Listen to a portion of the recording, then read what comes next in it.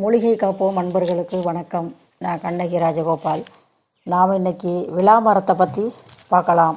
இந்த விலா மரத்தில் விலா இலையில் ஒரு மருத்துவம் சொல்லியிருக்காரு, விளாம்பழத்தில் ஒரு மருத்துவம் இருக்குது. அதேமாதிரி விளாம்பழம் பிசின் விலா மரத்து பிசின் இருக்கு இல்லையா, அதில் ஒரு மருத்துவம் இருக்குது. நம்ம தூக்கி போடுற ஓடு இருக்கு இல்லையா, விளாம்பழ ஓடு, அதில் கூட ஒரு பெரிய மருத்துவம் சித்தர்கள் சொல்லியிருக்காங்க. இதை ஒன்று ஒன்றா நம்ம பார்க்கலாம். முக்கியமாக இந்த விலா மரத்து இலை இருக்கு இல்லையா, இந்த இலை பார்க்குறதுக்கு நம்ம மகாவில்வ இலை மாதிரியே இருக்கும். ஆனால் அதுக்கும் நிறைய வித்தியாசம் உண்டு. இதில் ஒரு வாசனை வரும். நிறைய குளியல் பொடியிலலாம் இந்த விலா மரத்து இலையை பயன்படுத்துவாங்க. எனக்கு தெரிஞ்சு எங்கள் வீட்டில் ஒரு அனுபவ மருத்துவமே நான் சொல்கிறேன். எதுக்குன்னா வாந்தி, அது எப்பேற்பட்ட வாந்தி, உங்களுக்கு வாந்தி ஏற்படுற மாதிரி இருக்குது, இல்லை பஸ்ஸில் போகும்போது வாந்தி வருது, இல்லை வீட்டில் இருக்கும்போதே செரிமான கோளாறுனால வேறு எந்த பிரச்சனைனாலும் வாந்தி வந்தாலும் உடனடியாக இந்த இலையை ஒரு 10 இலையை கொண்டு நல்லா சுத்தம் பண்ணி வெறும் அப்படியே மென்று சாப்பிடணும். அதாவது வெறும் வயிற்றுலேயே மென்று சாப்பிட்லாம். அந்த வாந்தி ஏற்படுற நேரத்தில் கூட இந்த இலையை சாப்பிட்டோம்னா எப்படி இருந்தாலும் ஒரு 10 நிமிஷத்தில் இந்த வாந்தி உடனடியாக நிற்கும். இது நாங்கள் இன்றைக்கும் எங்கள் வீட்டில் செஞ்சுக்கிட்டு இருக்கிற ஒரு மருத்துவ முறை. அப்பேற்பட்ட ஒரு அற்புதமான இலை இந்த விலா மரத்து இலை. அதே மாதிரி இந்த விளாம்பழத்து ஓடு, அது ஒரு பெரிய மருத்துவம். இப்போ விளாம்பழம் பார்த்திங்கன்னா இனிமேல் இந்த ஆடி ஆவணிலெலாம் நிறைய கிடைக்கும். இப்போ சீசன் அது. இப்போ இந்த சீசன் நேரத்தில் என்ன பண்ணலான்னா, பழம் கிடச்சிதுன்னா அதை கொண்டு அது கூட சர்க்கரை கூட்டி அதை ஒரு லேகியமாக சாப்பிட்லாம்.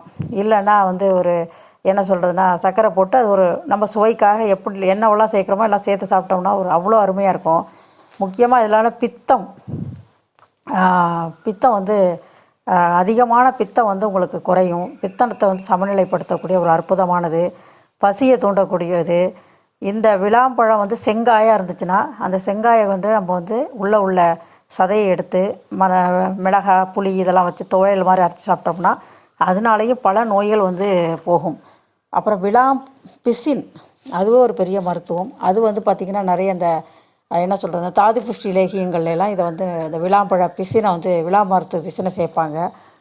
அந்த விலா ஓடு இருக்கு இல்லையா, அதை கூட நம்ம தூக்கி எறியாமல் கிடைக்கிற காலங்களில் சேகரித்து வச்சுக்கிட்டு அதை நம்ம கஷாயம் மாதிரி போட்டு குடிச்சிட்டு வந்தோம்னாக்கா இருமல், அதே மாதிரி பார்த்திங்கன்னா நிறைய நோய்கள் இன்னும் இடுமருந்துன்னு சொல்கிறாங்க இல்லையா, அதெல்லாம் இதனால் சரியாகும் அப்படின்ட்டு சொல்கிறாங்க. அதனால் ஏற்படுற பக்க விளைவுகள்லாம் சரியாகும் அப்படின்ட்டு தேரையர் சொல்லியிருக்காரு.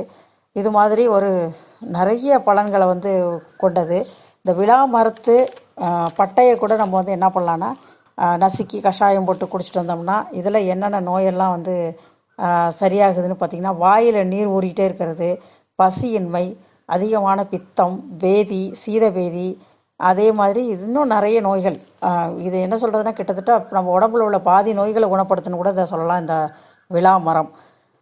இந்த மாதிரி பல அற்புதமான பலன்களை கொண்ட இந்த விலா மரம் சீசன். இப்போ இந்த பழங்களை வாங்கி நீங்கள் பயன்படுத்தினா வருஷத்துக்கு ஒரு வாட்டி தான் இந்த பழங்கள் கிடைக்கும். அந்த நேரங்களில் நம்ம நிறைய இதை சாப்பிட்லாம். பெரிய மருத்துவம், நம்மளோட உடம்புல உள்ள பாதி நோய்களை குணப்படுத்தக்கூடிய ஒரு அற்புதமானது, வாத பித்த கபத்தை சமநிலைப்படுத்தக்கூடியது. இந்த மாதிரி இதை சொல்லிக்கிட்டே போகலாம். இதுக்கு இது ஒரு மணி நேரம் கூட சொல்லலாம் ஒரு மருத்துவ பலனை. இந்த மாதிரி பல அற்புதமான மூலிகைகளை பற்றி நம்மளுடைய மூலிகை காப்போம் சேனலில் வந்துக்கிட்டு இருக்குது. மறக்காமல் மூலிகை காப்போம் சேனலை சப்ஸ்கிரைப் பண்ணி லைக் பண்ணி ஷேர் பண்ணுங்கள். நன்றி, வணக்கம்.